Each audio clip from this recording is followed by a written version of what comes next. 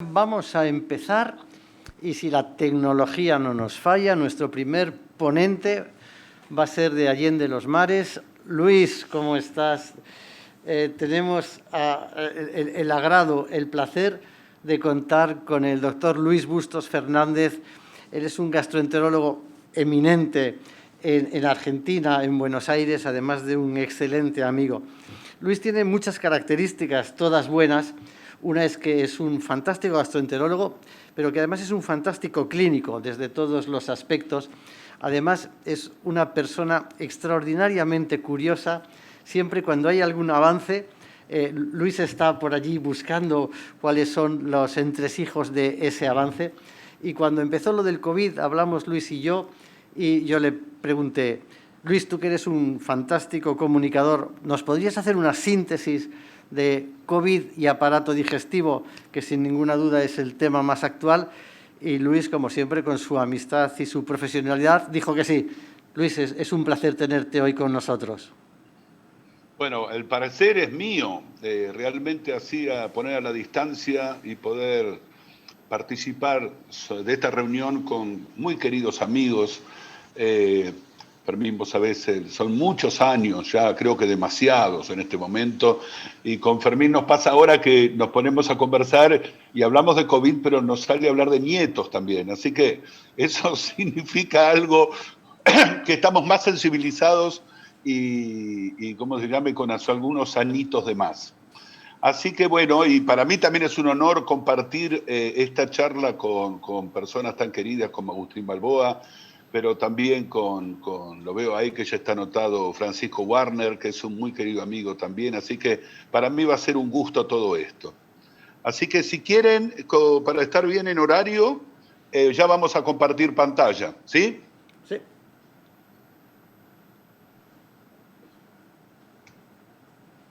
Ahí estamos.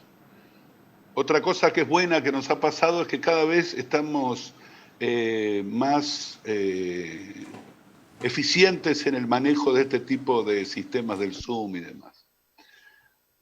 Bueno, sin más y para tratar de mantener el horario como se nos ha pedido, vamos a tratar de hablar de esto. Y vaya, si este es un trending topic, lo que vamos a tratar de conversar acerca del aparato digestivo y el COVID-19. Y creo que esto es una de las noticias y que continuamente está tomando el día a día, no solamente de los médicos, sino de la gente en general. Y creo que lo único que ha logrado superarlo fue en el día de ayer la muerte de Maradona, que ha tomado muchos de los portales de los diarios y de la información. Muy bien. Vamos a ver si empezamos con esto. Entonces, como introducción, vamos a contar que la pandemia causada por el virus SARS-CoV-2 ha llevado a que tengamos esta enfermedad nombrada COVID-19 por la Organización Mundial de la Salud, ¿no? Esta es toda información que por ahí conocemos, pero es bueno refrescar. Esto se originó en la ciudad de Wuhan, en China, como un tipo de neumonía y que se expandió rápidamente por todo el mundo. Esto fue seguido por realmente una explosión de información. Creo que es imposible recordar otra información médica o entidad médica que haya producido este nivel de información como lo que ha aparecido con respecto al COVID. Y esto es obviamente de suma importancia para los gastroenterólogos también. El COVID-19 fue considerado inicialmente como una enfermedad respiratoria, pero distintas evidencias fueron demostrando que se trataba también de una enfermedad sistémica, comprometiendo distintos órganos, incluyendo el sistema digestivo. Este virus es tremendamente contagioso y se propaga principalmente a través de las microgotas respiratorias, las microgotas de flujo y los aerosoles. Se ha podido aislar también el SARS-CoV-2 en heces, pero hasta la fecha no se ha podido demostrar totalmente la transmisión fecal-oral.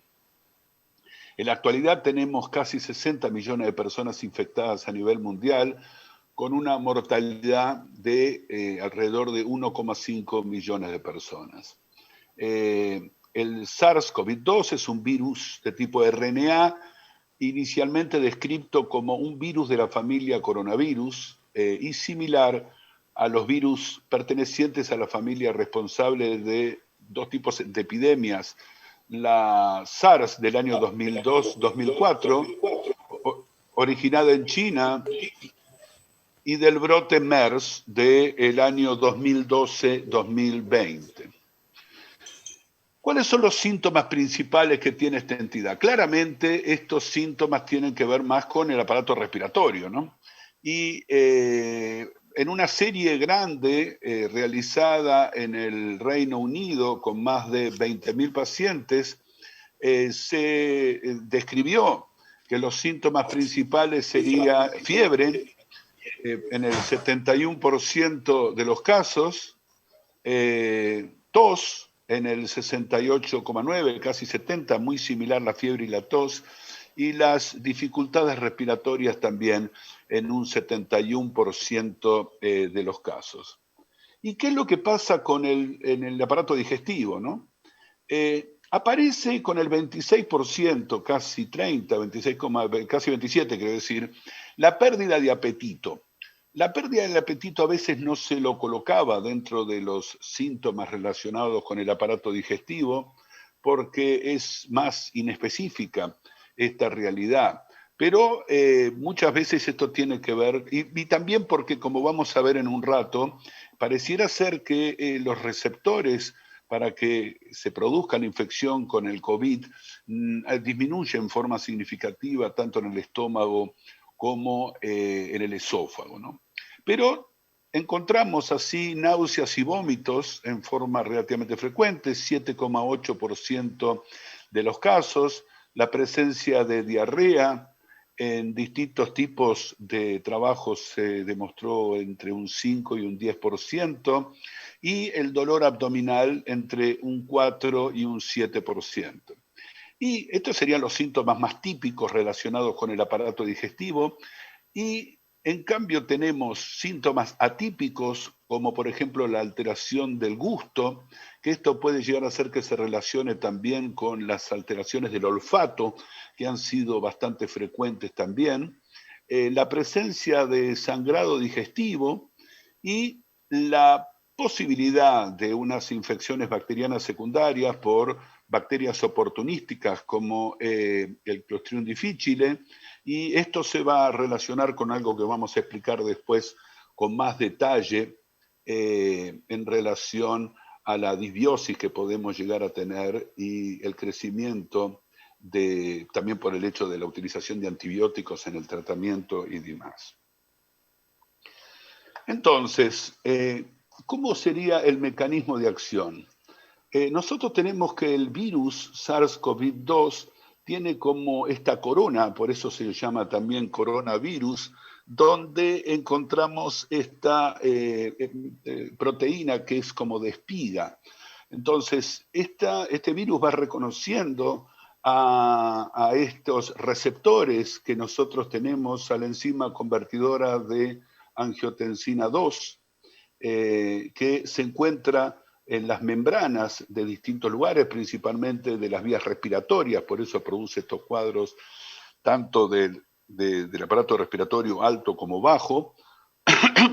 Y nosotros también, cercano a esto, existen estas proteasas de presencia transmembrana, en la cual a través de una escisión proteolítica se unen a esta unión que tenía estas proteínas con los receptores de la angiotensina 2, y de esta manera, a través de una función de membrana, van a ingresar a las células, tanto de la vía respiratoria principalmente, pero en nuestro interés en el tubo digestivo, principalmente en el colon y en el intestino delgado, y se va a producir, obviamente, la infección que estábamos planteando.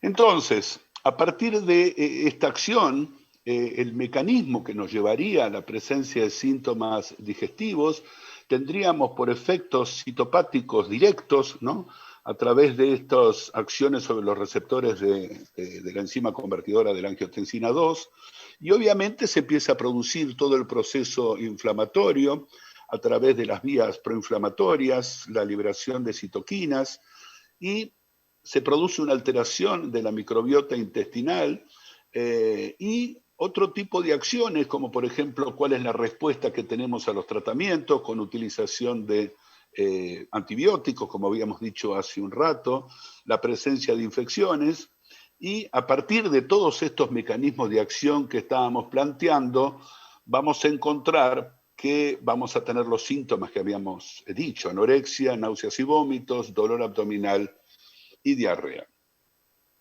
Entonces, si hacemos un paneo acerca de cuál sería la acción que encontramos sobre distintas enfermedades digestivas, el virus SARS-CoV-2 puede conducir a enfermedades que involucran tanto el tracto gastrointestinal, el hígado, las vías biliares y páncreas, a partir de estos mecanismos, como habíamos dicho, sobre los receptores de la enzima convertidora de angiotensina y esta proteasa de tipo transmembrana, ¿no? Entonces, ¿qué pasa con la enfermedad inflamatoria intestinal? Esto produjo mucha angustia al principio de la pandemia porque no sabíamos si habría una relación directa entre los tratamientos que estaba recibiendo el paciente y la posibilidad de un empeoramiento de la enfermedad en sí. Pero finalmente lo que pasó mucho es que este tema de los enfermedad inflamatoria intestinal, los estudios clínicos demuestran que el empeoramiento no dependía de los mismos factores que hacen de que uno pueda llegar a tener una enfermedad del COVID más severa también, como la edad, la presencia de comorbilidades y la enfermedad más o menos activa de la enfermedad inflamatoria, y uno podría llegar a tener que esto estuviera asociado con mayores efectos adversos. Pero creo que el factor principal, y lo dicen muchos de los trabajos, es que los pacientes al principio por miedo no continúan con su tratamiento, no consultaban al médico, y como pasó en la mayoría de las enfermedades, esto fue uno de los factores más importantes para que aparecieran otro tipo de empeoramiento de estos cuadros clínicos. A veces no tanto dependiendo de COVID, sino porque interrumpían sus tratamientos específicos con respecto a la enfermedad inflamatoria intestinal. La infección por SARS-CoV-2 no parece tener una hepatotoxicidad directa significativa, pero hay trabajos que han demostrado que se puede asociar con una mayor mortalidad en personas con cirrosis, aumentando los riesgos de descompensación. Se han encontrado síntomas del tracto gastrointestinal superior con anorexia y náuseas. Sin embargo, la expresión de los receptores de la angiotensina es significativamente más bajo en el esófago y en el estómago que en el resto del aparato digestivo. Por eso sería interesante saber por qué aparecen esta sintomatología. La pancreatitis aguda no parece tener una relación causal a la infección con SARS, aunque la enzima pancreática a veces podemos encontrar alterado dentro del laboratorio, muy probablemente como consecuencia inespecífica de una enfermedad grave y el uso de medicamentos por un efecto viral directo, pero esto obviamente no se puede excluir y no se sabe demasiado en relación a esto. El sangrado digestivo no es tan común como era de esperar, y a veces no encontramos realmente el causal del sangrado, por lo que habíamos dicho un poco también de las enfermedades inflamatorias intestinales. Disminuyó en forma dramática la cantidad de endoscopías que se hicieron al principio, y obviamente hay distintos tipos de estudios en lugares del mundo. En Argentina hay un trabajo muy interesante, todavía no publicado, de uno de los centros que trabajan más en endoscopía, y en 4.000 sujetos, en un centro ambulatorio, 4.000 sujetos habían encontrado solamente un paciente con COVID, y estuvieron bien evaluados a los 15 días para ver si aparecía o no aparecía sintomatología o no, o efecto contagio. O sea que claramente pareciera ser que las salas de endoscopía no es un lugar de contagio habitual para el COVID, a pesar de todo lo que se planteó en una primera instancia. Se han visto también lesiones herpéticas en el tracto gastrointestinal superior y lesiones isquémicas que se pueden atribuir a un síndrome de hipercoagulabilidad. Sabemos que este tipo de entidades tienen muchos eventos de coagulación y efectos trombóticos, ¿no? Pero empiezan a aparecer trabajos muy interesantes. Hay un dato que también cuesta un poquitito comprender, por qué pareciera ser que los países que tienen mejores recursos son los países que han tenido más prevalencia de infección con COVID. Y esto puede llegar a ser que se relacione con la dieta. Este es un trabajo en India en la cual dicen que en la cuarentena la gente se quedaba en casa y comía mejor. Y eso podría llegar a ser uno de los factores en los cuales la cuarentena podría ser protectora, no solamente por el hecho de que se pueden contagiar más o menos, sino por el claro cambio en la dieta y la mejora de la microbiota intestinal, ¿no? Y entonces empiezan a aparecer cada vez más trabajos relacionando con disbiosis y posible rol de los probióticos, ¿no? Y bueno, todavía por ahí no se sabe cuál podría llegar a ser el probiótico específico que mejore esta circunstancia, pero claramente la modulación de la microbiota podría llegar a ser de utilidad para la mejoría de la disbiosis que produce este virus, ¿no? Y creo que un factor que va a ser muy interesante pensando en el futuro es si sabemos que existe el síndrome de intestino irritable posinfección, si va a existir el síndrome de intestino irritable post-COVID-19, ¿no? Y para hacer un pequeño ayuda a memoria, la gastroenterocolitis infecciosa representa el factor de riesgo más importante para el desarrollo del intestino irritable. A esta entidad la llamamos intestino irritable posinfección. Aproximadamente un 10% de los pacientes con infecciones intestinales desarrollan este síndrome y de acuerdo al patógeno se puede llegar hasta el 35-45% y se calcula que este tipo de intestino irritable puede contribuir con un 9% de todos los casos del intestino irritable. Esto es un esquema de que cuando uno tiene una gastroenteritis infecciosa, uno puede recuperarse o mantener esta sintomatología de tipo intestino irritable, que no se diferenciaría demasiado desde el punto de vista clínico con lo que es el intestino irritable común, a pesar de que tenemos mayor cantidad de tipo diarreico. Entonces, bueno, tenemos todo el algoritmo para ver cómo uno puede llegar a avanzar, pero lo interesante acá es que cuando tenemos esta infección, nosotros tenemos un cambio en la disbiosis, una alteración de la permeabilidad y la acción que encontramos sobre la respuesta inflamatoria. En algunos pacientes, por predisposición genética, por una enteritis más severa, las mujeres se da más, alteraciones psicológicas, se va a mantener en el tiempo con la alteración de la permeabilidad y, como habíamos dicho, la producción no de la infección aguda, sino lo que se llama inflamación de bajo grado, ¿no?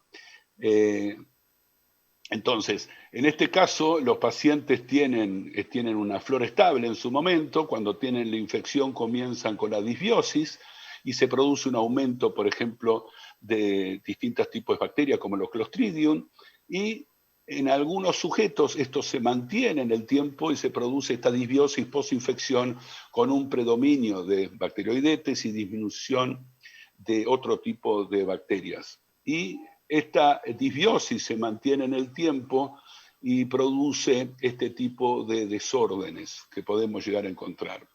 Y fíjense que en este metaanálisis encontramos que estos son las bacterias, estos son los protozoarios o parásitos, pero hay muchos trabajos en los cuales hay un intestino irritable posinfección de tipo viral. Y para redondear un poco este concepto, ya se han empezado a encontrarse trabajos en los cuales se evalúa la acción de la microbiota intestinal en la infección aguda por COVID-19. Y entonces encontramos que hay una disminución de algunas bacterias protectoras, como el Faecalibacterium prausnitzii, por ejemplo, y un aumento de estos agentes oportunistas, y que sería interesante ver cuál es la evolución de la disbiosis, que por ahí puede llegar a mantenerse en el tiempo. Acá, como ven, estos serían los normales con distintos tipos de bacterias, y claramente cuando se produce la infección por COVID, se produce una disminución franca de este tipo de bacterias, como por ejemplo las Enterobacteriaceae o como habíamos dicho el Faecalibacterium prausnitzii. Entonces, a mí me parece interesante que esto puede llegar a ser que se mantenga en el tiempo estas disbiosis y a que aparezcan en el futuro síntomas de intestino irritable postinfección. Se está haciendo un trabajo multicéntrico mundial muy importante, organizado por el doctor Giovanni Barbara, en Italia. De hecho me habían invitado para poder participar, lo que pasa es que yo trabajo en un centro ambulatorio y no tenía tanta cantidad de casos, pero creo que van a ser muy interesantes los resultados de ese trabajo y van a empezar a aparecer trabajos de disbiosis y cuáles son las bacterias que se mantienen alteradas a la distancia. Entonces, para terminar, los síntomas digestivos son frecuentes en la infección por COVID-19. Hay una acción sobre los receptores de la enzima convertidora de angiotensina de las células intestinales y hepáticas. Los factores etiológicos más frecuentes para aparición de los síntomas son la respuesta inflamatoria, el efecto citopático, la disbiosis y la alteración de la permeabilidad intestinal. La evaluación y el tratamiento de la microbiota puede ser importante en el tratamiento, como habíamos dicho, y queda para la evaluación futura qué es lo que puede llegar a pasar con el síndrome de intestino irritable post-COVID. Muchas gracias. Luis, muchas gracias. Me mantuve en tiempo, creo. Sí, es la primera vez. Mentira. No. Tendremos preguntas telemáticas que todavía no me están llegando, pero yo tengo una para ti, Luis. Sí. COVID, síndrome de intestino irritable, yo creo que es algo que se está estudiando, que hay que estudiar, pero aquí confluyen dos factores. Uno es los que han sido infectados y pueden tener un síndrome posinfeccioso, pero esto ha supuesto un estrés emocional a nivel mundial. Nuestras consultas se han llenado actualmente de pacientes con trastorno funcional digestivo que no han sido infectados. ¿Tú crees que ambos factores influirán? ¿Cómo ves tú esto? Infección versus síndrome de intestino irritable postestrés. Yo lo que creo que, como bien decís vos, van a existir las dos situaciones. No sé si les está pasando a ustedes. Bueno, ustedes están en este momento en ese segundo pico, ¿no? Nosotros en este momento, y principalmente en la ciudad de Buenos Aires, hay una disminución franca y estamos en la curva descendente y no damos abasto en la atención médica. Estamos recibiendo consultas y la gente que nos cuenta de que no consultó al médico y qué suerte, doctor, que estaba atendiendo, pensé que no estaba atendiendo, y realmente la angustia de las distintas situaciones de estrés es muy importante. Y con el tema de esta comunicación telemática me está pasando algo que no sé si les pasa a ustedes, medio extraño, porque esto pasó, este tipo de consultas no presenciales se dan mucho pensamos en los pacientes más añosos, y me pasa exactamente al revés, que los jóvenes les encantó este tema de hacer una consulta telefónica y la gente de más edad quiere salir de la casa y quiere ir al médico en forma presencial, quiere que lo revise. Doctor, me va a revisar. Y entonces se siente nuevamente protegido ante esta circunstancia. Y creo que este es un factor postestrés que va a ser fundamental. Más allá, y esto lo estoy viendo ahí a Francisco Warner, que el otro día estuvimos en una reunión y lo escuchábamos, que va a ser muy interesante el tratar de ver cómo es la evolución de la disbiosis y la microbiota en el tiempo de los pacientes que han sido infectados por el COVID, ¿no? Pues, Luis, muchísimas gracias. Yo creo que sí que vamos a vivir una era diferente, ya la estamos viviendo, pero que la vamos a ver después.